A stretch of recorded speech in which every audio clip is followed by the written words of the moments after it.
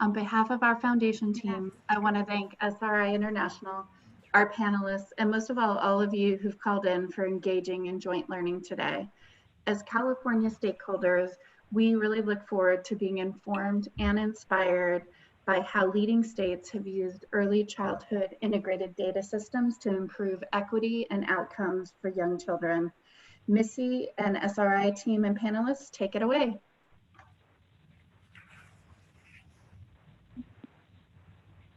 Thanks, September. We're glad to be here today, and thank you for joining us this afternoon for the first webinar in the series. We're excited to be able to share a little bit more about what an ECIDS is and give some state context. We have some great presenters joining with us this afternoon, and they're going to be sharing a little bit more of their state context. So these are other state administrators who have successfully created an early childhood integrated data system.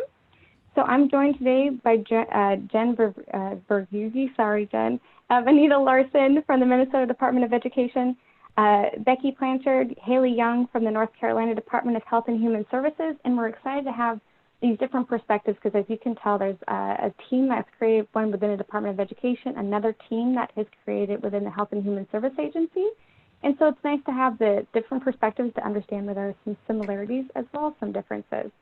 And I'm also joined today by Carlise King from the Early Childhood Data Collaborative, who's going to be sharing some national data on early childhood data sharing.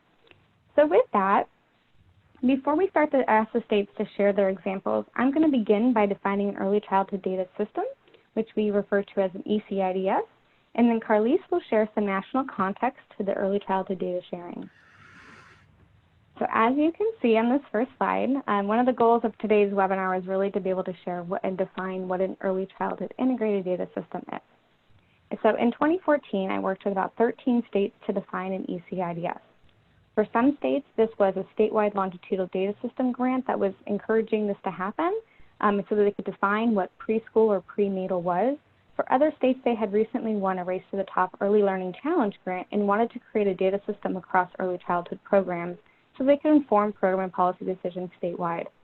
The need to define what an early childhood integrated data system became apparent as states began to look across multiple agencies and understand that these were different than the administrative program systems that were happening or that were being served to kind of create different programs. And so as you can see on the screen, you know, home visiting, Part C619, all these programs started to say, we have our own data system, but we need to share what's happening across the state context.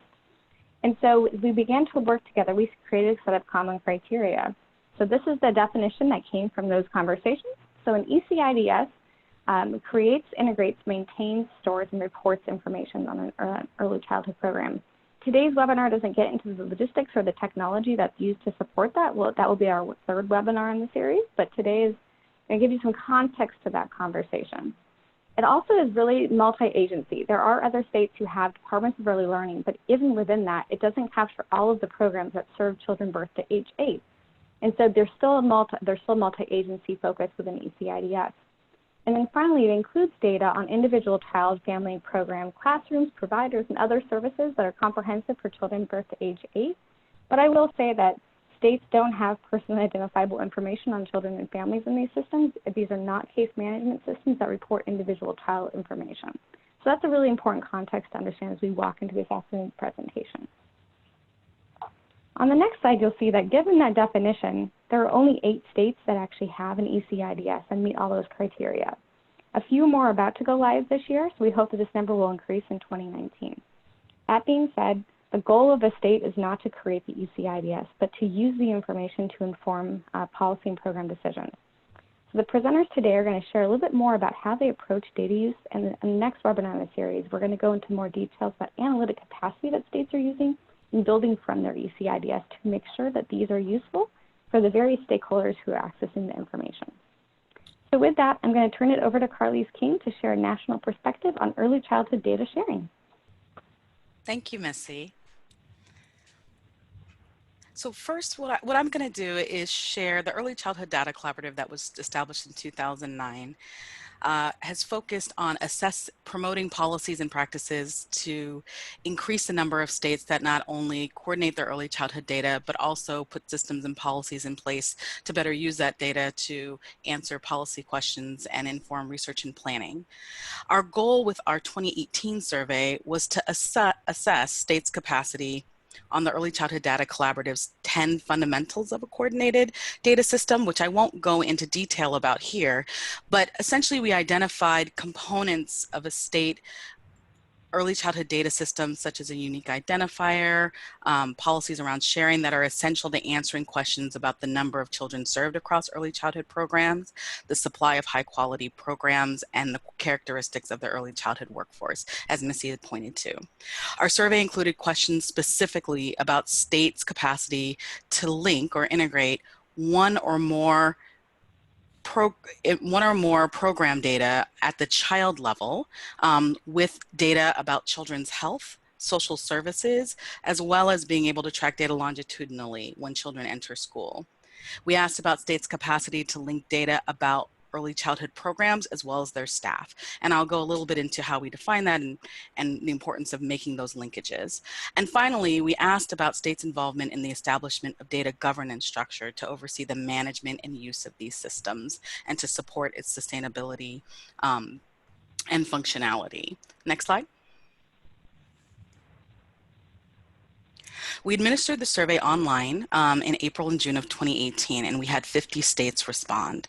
Because we were asking about multiple programs under different agencies, a main contact was identified to respond and coordinate other program leads. So our focus was on state preschool, childcare subsidies, Head Start, early intervention, Part C, preschool special education, as well as home visiting data.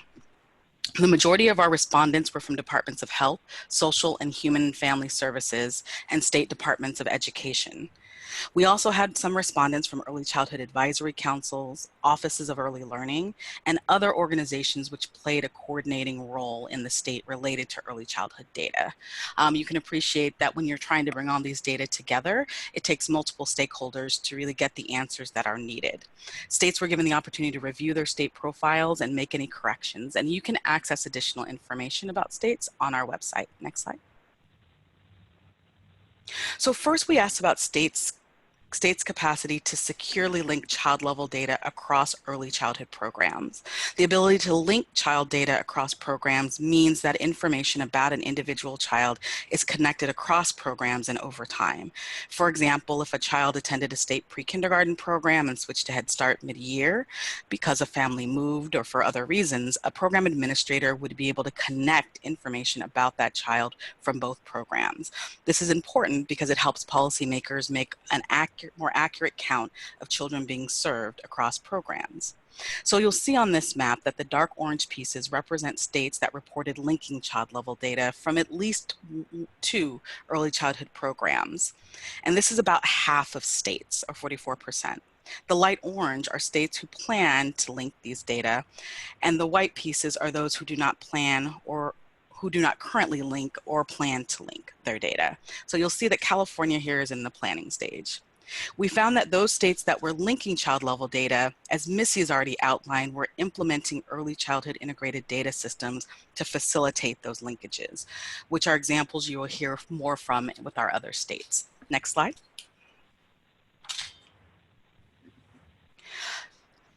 Knowledge about children's early health and development is vital in understanding the health of the state's population, both present and future. We see here the dark orange pieces are states that link health data with ECE, which is only about 8 states or 16% of all the states that we surveyed. By collecting and linking data on children's individual health as well as health services and early childhood program services that they receive, states are able to have a clear picture of a child's whole health and development. Next slide. Looking at the national map, we see that also relatively few states link social services data compared to linking across early childhood programs, but more than we see in terms of the connections being able to make with health data.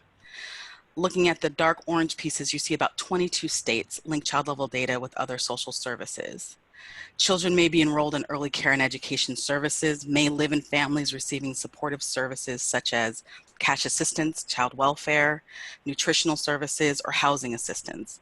To understand how the reach of these services and how well they're meeting families' need, states need to securely link these data to identify gaps, to identify children that are served in one or more programs. Next slide. Linking program level data in our survey, we were trying to assess states' ability to collect information about the quality and other characteristics of individual early learning programs. It is also a way to link these programs with children that they serve. So collecting, linking, and tracking these data helps states to get a clearer picture of their child care supply. Looking at this national map, we see that a little less than half of states, or 22 states, link program site level data across ECE programs. In our final report, you'll be able to access additional data about the types of program data that were linked as well. And I'll go a little bit more into that during our key findings. Next slide. Linking workforce data means having the ability to follow individual childcare workers over time and across programs. Issues of high turnover, low pay, and burnout are endemic in the childcare workforce. By linking child workforce level data across programs, states can see how individuals move within the workforce and trends across the workforce. We found that most states reported having a workforce registry, though our national map shows here with the orange pieces that only 15 states reported individual workforce data being linked across programs. Registries typically track education, training, and employment information, but what we found is that scope and the data capacity of these registries vary. Next slide. So last we asked about where states had a defined data governance body. And this is an entity that oversees the coordination and the management of early childhood data. Data sharing policies play an important role in the protection, integration, and use of early childhood data. We found that out of 50 states, a little less than half, or 44%, had a defined governing body that oversaw the coordination of early childhood data. These governing bodies were formed in a variety of ways. About half were formed through a voluntary collaboration. About 18%, as Missy had noted before, were formed through a state or federal grant, such as the Early Learning Challenge grant. 3 were formed through state legislation, and 2 were formed through a state charter. The voluntary nature of half of these governance structure raises concerns about the clarity of roles and the sustainability of data coordination moving forward, which is why you'll see later in our action steps, we have specific recommendations around states' establishment of data governance bodies. Next slide. So next, I'm just gonna do some key takeaways that we had from our survey and share with you some action steps that we recommend. So first, what we found was that policymakers still lack comprehensive data needed to assess early childhood policies and outcomes. Our 2018 survey was the third that we've conducted. And since our 2013 survey, we found that the number of states linking early childhood data across programs has decreased from 26 to 22. This decrease, we suspect, is due to a lack of governance and funding to sustain efforts to facilitate cross-agency data sharing. However, we did see for the first time we were able to track the number of states with an established early childhood integrated data system, and those numbers were increasing. Second, states linking data were not including all early care and education programs. So we asked about states' capacity to link, and we asked specifically about the number of programs. And what we found is that while states were linking data around state preschool, subsidized childcare, and preschool special education, home visiting and federally funded Head Start programs were least likely to be linked by states compared to other ECE programs. We feel this exclusion represents a significant knowledge gap because of each program's focus on comprehensive services for families, and feeling that it is critically important as policymakers are using data to make decisions that these program data are also included. Positive news to share is that we did see an increase in the number of states linking child level data from subsidized childcare programs compared to 2013. Many of these states use their early learning challenge grants to support data coordination, which we believe was a key driver for this progress. We've also been seeing a number of states using their preschool development grants to continue or start this work as well. And thinking about program data, one of the key findings was that data about program site quality was the most frequently linked by states compared to other types of data, such as workforce conditions and structural standards, which would include information such as turnover or class size. These other data are critically important to include when assessing the overall capacity of facilities and the availability of care. So I think when you look at the survey, you can look at specific data elements that we identify in recommending when integrating data about early learning programs. As I mentioned before, states were least likely to link workforce data compared to child and program level data. While most states collected some type of workforce data in a workforce registry, as I mentioned, only 15 states reported the capacity to link that data across programs, which is critical to answering questions about changing demographics, qualifications, and needs of the workforce over time. And then that fewer states had a defined governance structure as well. We saw the number of states with a data governance body decrease from 32 to 22 states. This change may be due to the end of state advisory councils in 2013, which served as a coordinating body in a lot of states, but it's unclear whether these state advisory councils continued in this function after their funding ended. And our last key finding was that we found in asking about policies that states implemented through their governance structure, that few states had policies to engage the public about data privacy policies. Less than 1/3 of states with governance bodies indicated that information about data privacy was publicly available or that they solicited public comment about the policies developed. Next slide. So I just wanted to end with a few action steps and potential resources that you could access. So moving forward, in order to help support the integration and use of early childhood data, we recommend the following action steps as options. So establishing and strengthening your state's data governance body that will help with guiding the coordination, security, and appropriate use of early childhood data. This includes identifying funding to support staffing and resources needed to translate the data into actionable reports for policymakers and the public. We'll be releasing a brief next month that has specific recommendations related to data governance that you can access.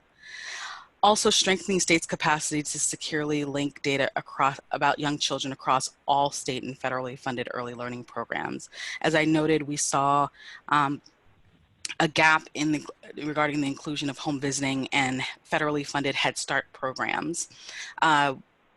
It's important that in conversations around building a system that these programs are also included to have a more comprehensive view on children's early learning and development and services that they receive. Next, to expand the efforts to link data about the early childhood workforce, to construct better policies and practices to support the early childhood workforce. It is really important that policymakers have data about current workforce conditions and capacity. One of our partners, the Center for the Child Care Workforce at UC Berkeley, is one of our partners at the Early Childhood Data Collaborative. And we've been working on highlighting findings from our survey and their workforce index to really emphasize and increase focus on the need for workforce data. And then the fourth, to communicate with parents about data privacy policies. Just nationally, we're trying to understand and collect examples of how states are better helping communicating this work to families and making sure that they know how their data about them and their children are being secured and used, and that materials and information are customized to address questions parents may have about the process. And then last, just to make sure that you guys are aware that there are existing data planning tools and technical assistance available to the state. There's been a lot of work to support states around building integrated data systems, the state longitudinal data systems, state support team, the DAISY Center, and the Privacy Technical Assistance Center are examples of federal assistance groups that are working with states to assist with developing a system that best meets your state's needs. So I will end there and hand it on to our stake folks, but for more information, you can, on the report or any of the resources that I've mentioned, you can access them on our website. Thank you. I'll hand it back to you, Missy. Thanks, Carly. So we have a couple questions that we just want to ask you about the survey specifically that are coming in. So can you share a little bit more about how you define program in the survey, Carly? Yes. So they were defined slightly differently for the child level data versus the program and workforce level data. But for the child level data, actually, if you go back to your first slide, Missy, where you have the image of the system, for our framework, we focus on childcare, so funded by the Child Care Development Block Grant. Part B, 619, I'm going from right to left. Part C, home visiting, state preschool, and Head Start. And we ask about federally and state-funded Head Start. So we focus on those 6 main early care and education programs. All right, thank you. So that's helpful. Okay, so we're going to move forward. We're going to pause here and take a quick poll of the audience. So I want to start with this one. So I'm going to launch polling. So let's see. So we're going to ask you, how many of you have already shared data locally or across agencies?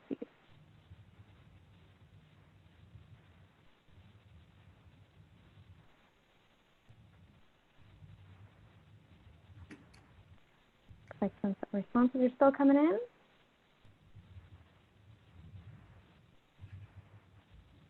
All right. So it looks like a majority of our audience today is already sharing data locally and across agencies, so that's fantastic. I think that gives California a great place to begin. I think aligns with a lot of the great survey work that Carly was presenting. We find that there are many data sharing opportunities that are already happening and can be leveraged. There are many that are really more interested in learning a little bit more about this, which is fantastic as well, because as we're moving more towards integrated data systems, the capacity to be able to use data analytics reporting is really important for multiple stakeholders. So we're glad that some of our audience members today are already aware of that and the implications, as well as some of the challenges and benefits of doing so. So let's learn a little bit more then from our state presenters. And so I think we're going to go to the next slide, Jen, if you don't mind, and hope that our Minnesota team is ready to go. So Anita and Jen, are you ready? Yes. Awesome. Okay, thanks. So Missy asked us to share a little bit about why we created our data system. And for many years, we wondered about the outcomes or the payoffs or the benefits of our various public programs that we were investing in. And it was really well timed, because right around the time we received our Race to the Top grant, we had a rapid expansion of investments in early childhood in a variety of areas. And so I think it was kind of a perfect storm, or a well-timed opportunity in terms of our ability to start finally taking a look at all of this data. I think the best way to describe our data system and what it offers users is that we're able to look at children in a more holistic way, in a way that pulls together information from a variety of sources, more in tune with how families actually access government services. Very few families or kids are ever mindful of the fact they're in a preschool plus program or a school readiness plus program. All they know is they go to preschool, and it can be a combination of Head Start and district preschool and private pay. And we really felt that this would be an opportunity to start pulling all of that together to create a complete picture. It's also something that is allowing us to have a little bit different conversation with stakeholders. Everybody in the early childhood world is always worried about being defunded. Everybody's worried about that evaluation that's going to show a fade out effect or something that's not working, and that they're going to be compared to another program that may be perceived as more successful, and therefore they might be losing funding or public support. And we all know, anybody who's had children in childcare, mine included years ago, they were never in the same setting all day, every day, all year. And it's really a time for us to have a conversation about collective impact and less about the impact of a specific program.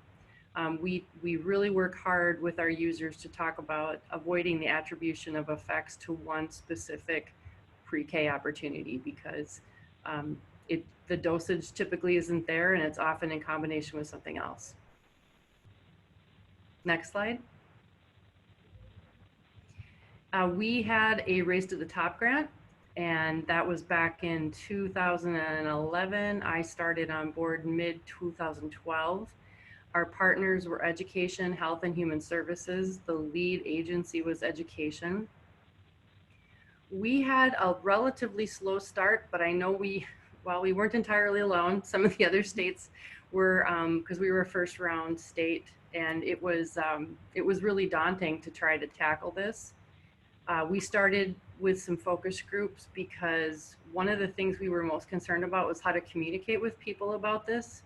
And we were very sensitive to the concerns of our Head Start partners and just a number of even communities that said, you know, we don't want another data system that's going to show us how our kids aren't doing well. So we spent some time meeting in both urban, rural, and ex-suburban and tribal communities, just having talks with them about just how they felt about data, information about their children, about their families, explaining what we were building and asking them to give us advice on how best to message that. And that was really very helpful early on while we were waiting to get a project manager hired and things like that. We really relied a lot on the technical assistance from our state support team. And I can't say enough about that, because we had variable support for our work at executive levels, and it was for a variety of reasons. And sometimes you felt very lonely because you were trying to build this system and you weren't entirely sure that everybody in your state was excited about it. But it was super helpful to know other states were building these, they were dealing with the same things. We had our state support team TA keeping us going, nudging us along and cheering us on, and that was really, really important. We also engaged very early on the program staff whose data we were going to be using and linking, our legal advisors and our community partners. So that was all very helpful early on. Next slide.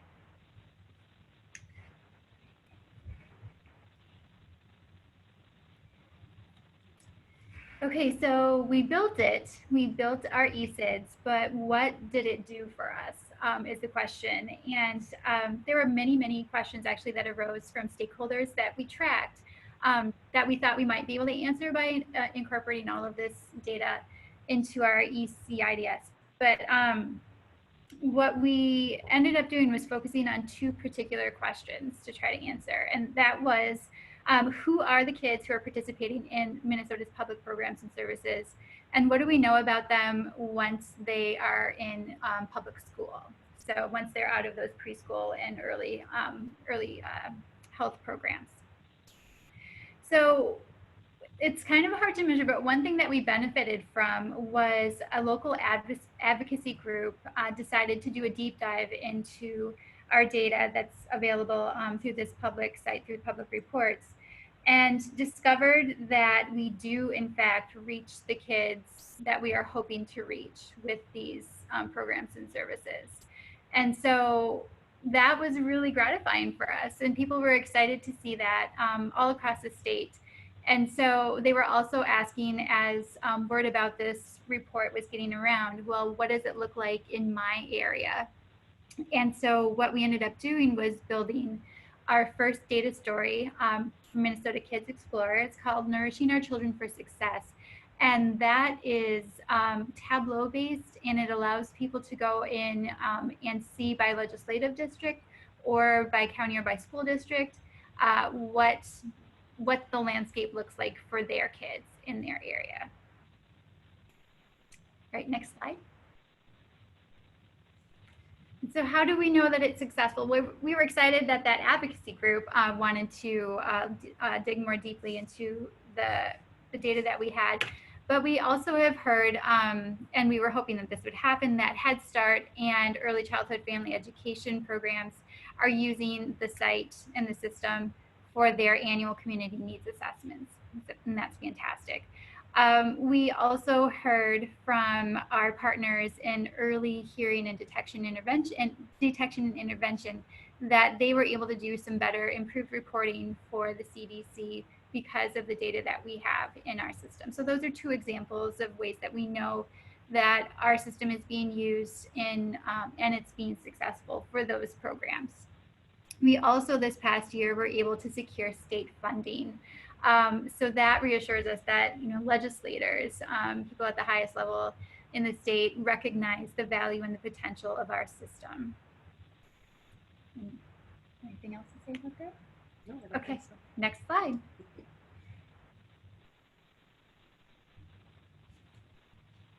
All right, thank you, Team Minnesota. Can you share just a couple thoughts? You mentioned that you engaged a diverse set of stakeholders. Can you share some of your approaches that you did when you engaged others in the state, the many who might be on this phone call that might be future stakeholders for California, as well as can you share a little bit about the ways that they engaged that helped you to move forward, things that your stakeholders did that were really helpful?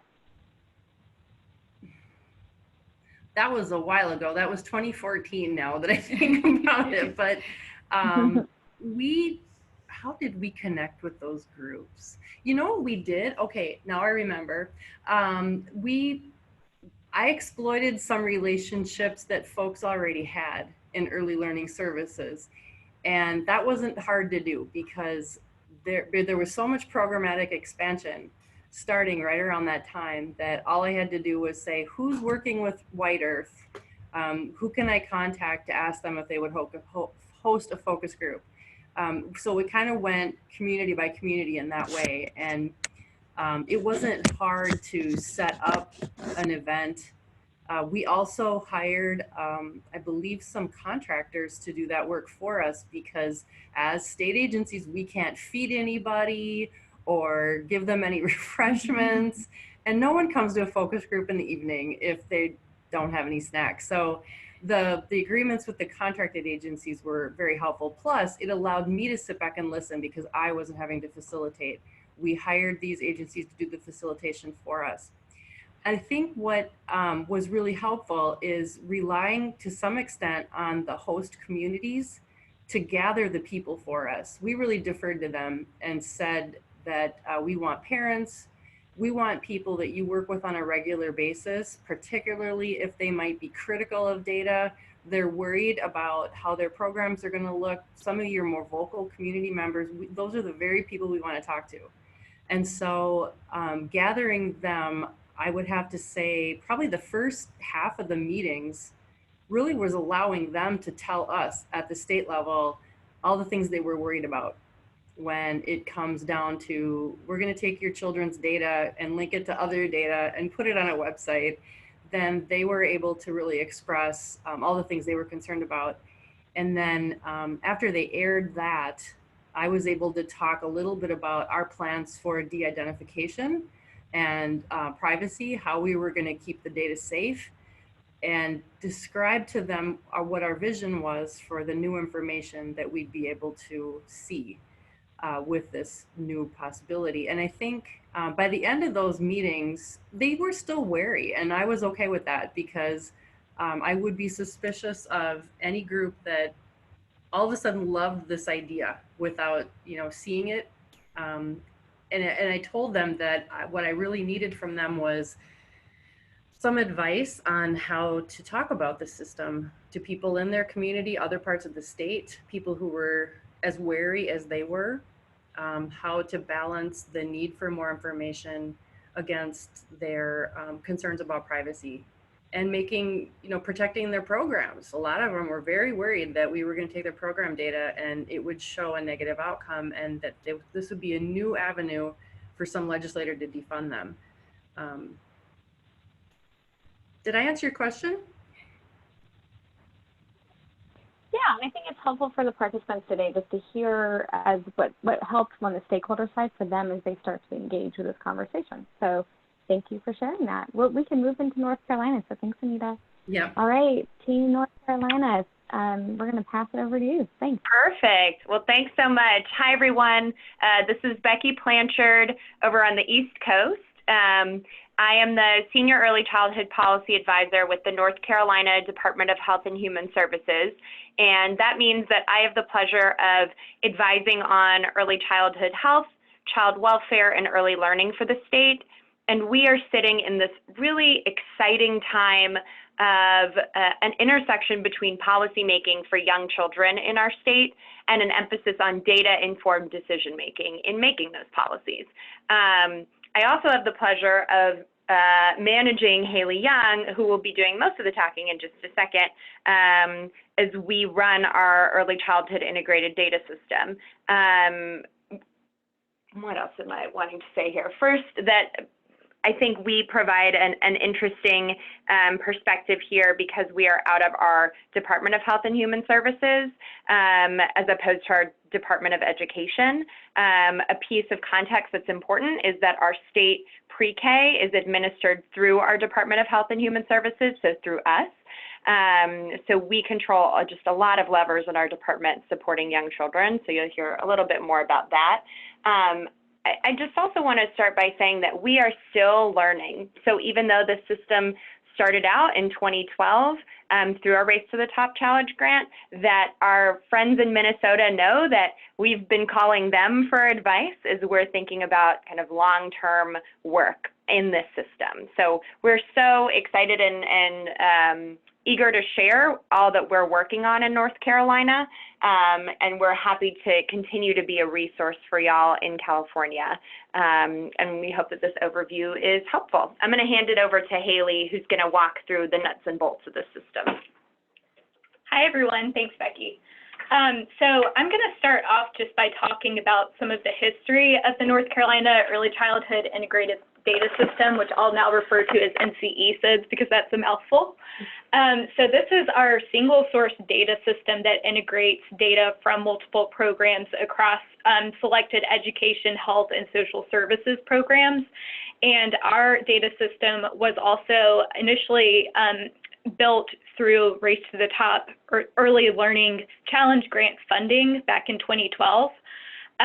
Just to give you some background on some of the key stakeholders that helped build our system is made up of a few key agencies. So the first being the Department of Health and Human Services, which is where Becky and myself sit. The second being our Department of Public Instruction, which is our Department of Education in North Carolina, and also our Head Start State Collaboration Office. So we had key stakeholders in terms of making the decisions about the way that policy would be set for the data system as this data system was being built. So those are some of the stakeholders that were involved in the beginning, but we also engaged with some researcher groups as well to think through what are some of the key questions that we would want to answer through this type of data system from a research perspective. And in addition to that, just thinking more holistically about some of the questions that our state wanted to be able to answer better about the way that programs and services are being used in early childhood in our state. I'll also mention that we engaged as well with some people more from the technology side of things. So our Department of Information Technology is the technology provider for our data system. And so we were very fortunate when building this data system in the beginning to have them at the table for all of our conversations related to technology and the way that we were going to be using that with this data system. And then to take that a step further from the technology perspective, we also engaged with people that are really in the day-to-day with data from all of the different agencies and programs contributing data. So for example, we brought to the table data analysts who are working with data that would be contributed to our ECIDS. So I think that really in summary, we engaged some of the people that would be at the highest level to be able to make decisions about this data system and to set policies for things like the way that data is going to be shared in it, We also engaged with researchers who would help us to think about some of the different research questions we would want to be able to answer with this data system. And then we also engaged with some of the more technical people in building this. Next slide, please. So I kind of just talked about this a little bit, but just wanted to give you an idea of the different programs that are a part of our ECIDS. I mentioned that there are 3 key agencies that are involved, but the actual programs that are a part of our data system are listed on the left in this slide. I'll say that we're also in the process of adding additional data sources and programs to our system now. So if you look on the right-hand side, some of those data sources are listed. And in particular, I'll highlight the home visiting and Head Start data. Carlise in her presentation mentioned that home visiting data is one of the data sources that is less likely to be a part of this type of system. And we're actively in the process of figuring out the way to integrate that data today, because we know that it's so important for giving us that holistic picture of the way that services are being used in our state. Head Start is another one that we are actively working to integrate now. So we've already gotten a good chunk of the way through integrating that data. And so that is high on our priority list of data sources to add to our data system.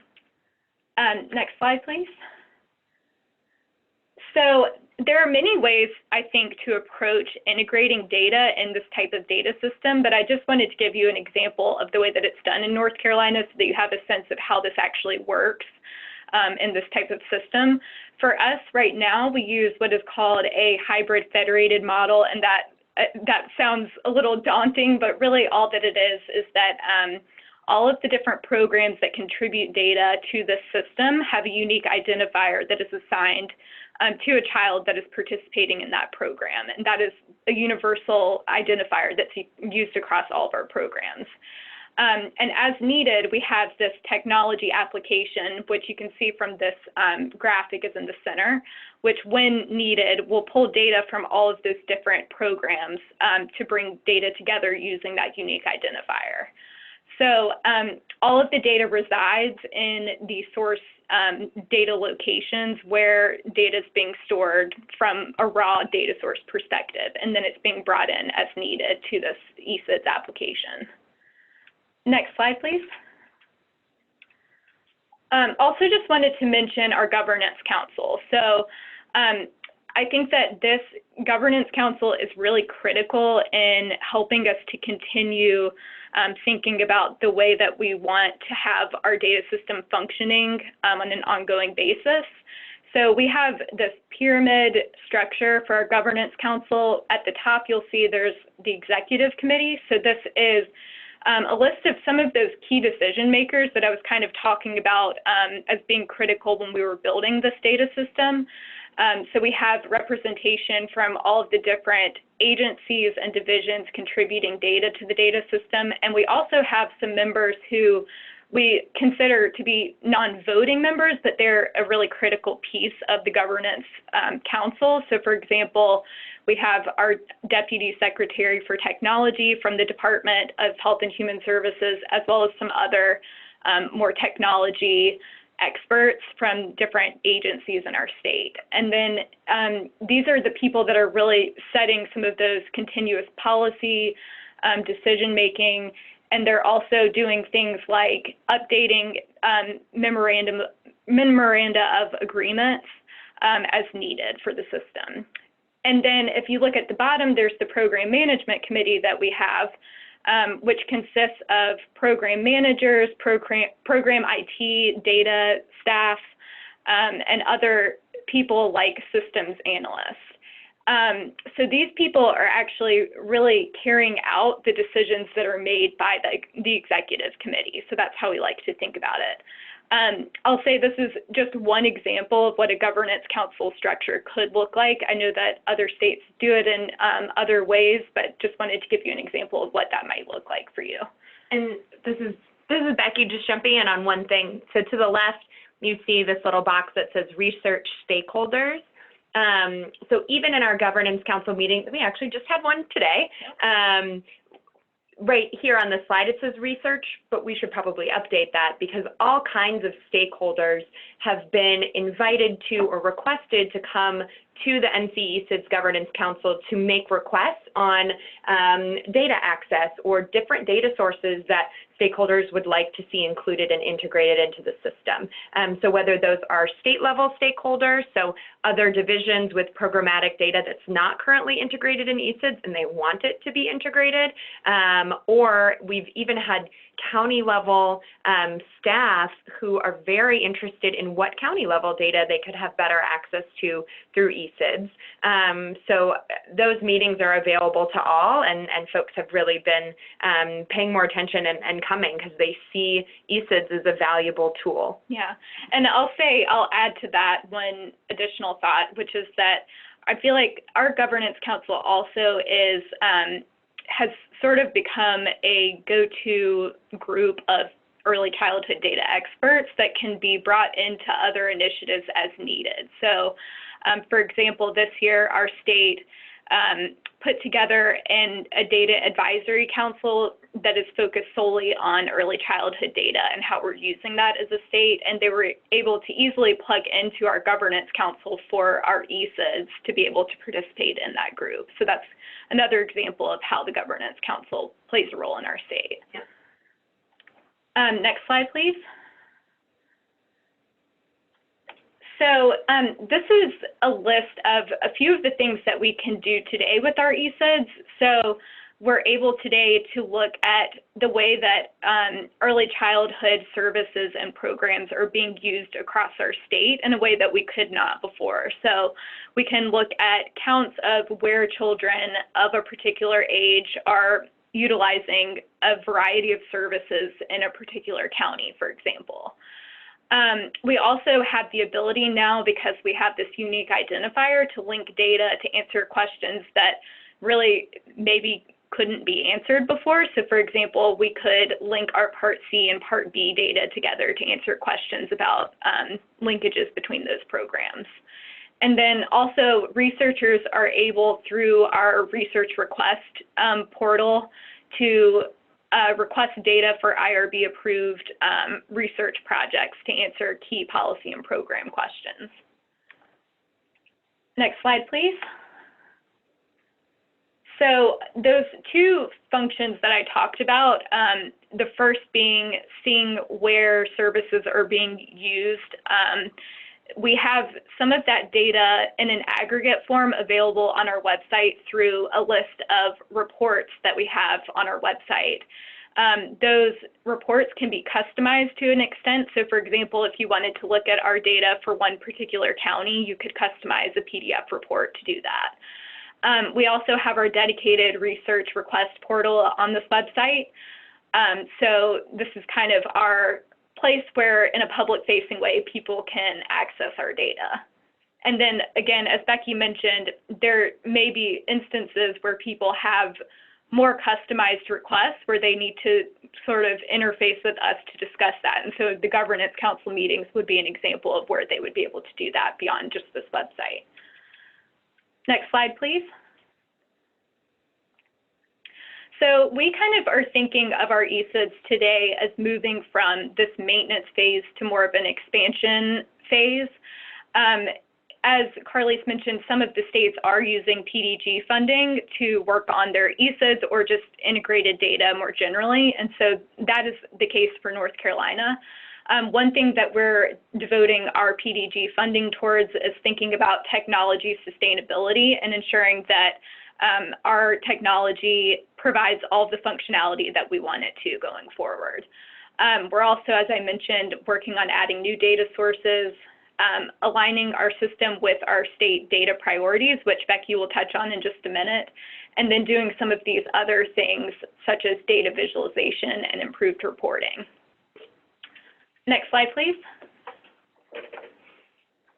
And this is Becky Plantard again. Just to close us out, as we're thinking about our early childhood integrated data system that's been a tool in our arsenal, fully functioning for the past 3 years, we are really seeing such energy around early childhood and data-informed policymaking in North Carolina, particularly because of the launch of our statewide Early Childhood Action Plan. So North Carolina's Governor Roy Cooper issued an executive order last year directing us to strategize around what outcomes need to change in North Carolina for our kids. So we have a robust plan that is data informed for every single goal in the plan. So what that means is now is really the perfect time to continue to expand our ECIDS system to be able to align to the priorities that have been outlined in the Early Childhood Action Plan. While some questions can be answered through our ECIDS that are related to our action plan, not all of them can be. So we want to make sure that we're doing a good job aligning existing infrastructure like ECIDS with ongoing work statewide. Also, there is a statewide concerted effort right now to build out data system connections longitudinally. So ECIDS is just one piece of a multi-part system of integrated data systems in North Carolina. So our Department of Information Technology is working now with a consultant out of the University of North Carolina to link together all of these systems, including ECIDS, to give us a better birth to workforce pieces of information that can help drive decision-making for our state.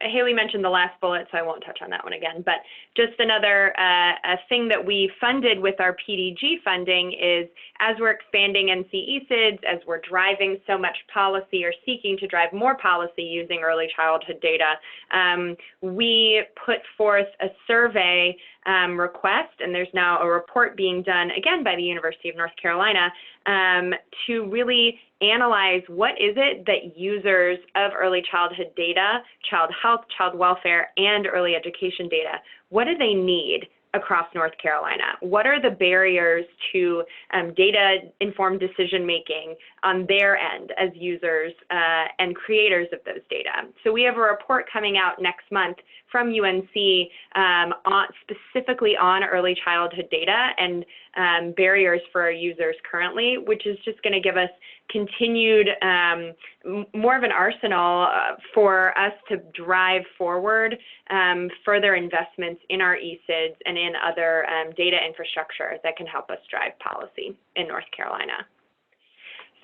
So with that, that's our last slide, right? So with that, that's NC ECIDS and where we're headed. So I'll hand it back to Missy.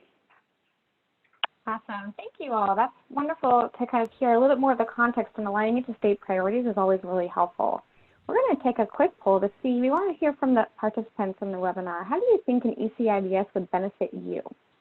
What are some of the things that you've heard from the last two states that you think might be helpful to the work that you're doing in California?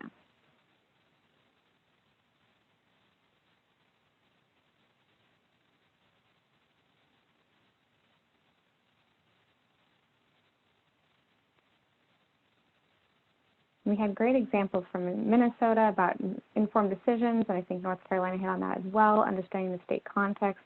I really liked how both states really talked about how this is helping to inform and give the communities and local regions some information. So this is really great. All right, looks like a few more people are voting before we wrap this up. All right, I'm going to end the poll. Let's share the results. Looks like most participants, again, want to use most of this data to inform decisions, but there's still a lot, and I'm really glad to see that there's a lot of identification of needs for the children and families. I think that goes along with decision making, but it's always really helpful. And I do think that Minnesota and North Carolina had some great examples today about how it can foster collaboration across agencies. So given the time, I think we're going to move into the Q&A section of our agenda. And so we will have a couple other slides here that for others who want to come back and want to share a couple lessons learned across the states. They have had some bullet points for you to consider, but we did have some questions come in that I wanted to make sure we address before we wrap up today. And a lot of them focus around privacy. So I want to first just plug that of the third webinar in this series is going to focus on privacy and the technical design of these systems. So for those who are really focused on that topic, please do come back and join us in October for that discussion. We will have privacy experts who have done this work across states, as well as states who have gone through that process, and we'll share a little bit more. The states on this call today can also share more examples about that. And we want to make sure we talk about that. So maybe we can just kind of pause there, and maybe Minnesota, if you can just kind of share for a minute or so, what are some quick lessons learned about privacy? And then in North Carolina, maybe the same, especially since you guys have the same idea across your state, if you want to talk about how you made sure that was a safe way to share data across programs. But maybe we can start with Minnesota. Sure. I'd say in the beginning, we even had to convince our partners, our partner agencies, that we were going to keep their data safe. And in our state, our centralized IT department is where the data go ultimately. Our data sharing agreements are structured in kind of a Y format. So Health and Human Services both have an agreement with the Department of Education, and the Department of Education has an agreement with Minute Central, we call it, which is our centralized IT. And I mention that because it puts some onus on the Department of Education to assure Health and Human Services that we're going to behave ourselves with the data, but it ultimately, if the data has a physical presence, which that's debatable, but it goes to Minute Central. So they actually have it, they hold it. I always picture it as in a giant server box somewhere. And that's relevant because our partners had to be assured that those nosy education staff were not going to be able to look at the identity of their clients, even though they're the same people. And we had to talk with them about the process, how the pathway that the data would take, how many staff in IT actually have access to fully identified data. In our state, that's 4. They've signed special non-disclosure agreements. We know everything about them. We know where they live. So, I mean, we even had to get to that level of there will be consequences if anybody violates anybody's privacy. But at the end of the day, even Jen and I, we have warehouse access, and that warehouse is de-identified. So we de-identified the data very early in the process. And I think that helps. Once you create some very plain language documents, kind of explaining this flow, explaining how few people actually get to see anything and where it resides and how it's used, people seem to feel better. But that was something we did early on, is we had an internal communication piece that described this, and we created a public document that did the same. Thank you for sharing that. In North Carolina? Yeah, I think that from our perspective, one way that we were able to alleviate concerns about privacy was through the model that we chose for our data system. So I mentioned that we have this federated system, which means that each agency that's contributing data ultimately stores all of the data. And data is only pulled as needed, for example, if we were developing an aggregate level report. Another example of when data might be pulled would be if there's a research request that is made, and we have many different steps that are in place to ensure that data is shared in a responsible way if a research request is made. So for example, we have a data sharing agreement that is established with the researcher. They have to have an IRB approval for their project, and each program for which data is being requested has to approve of that research request.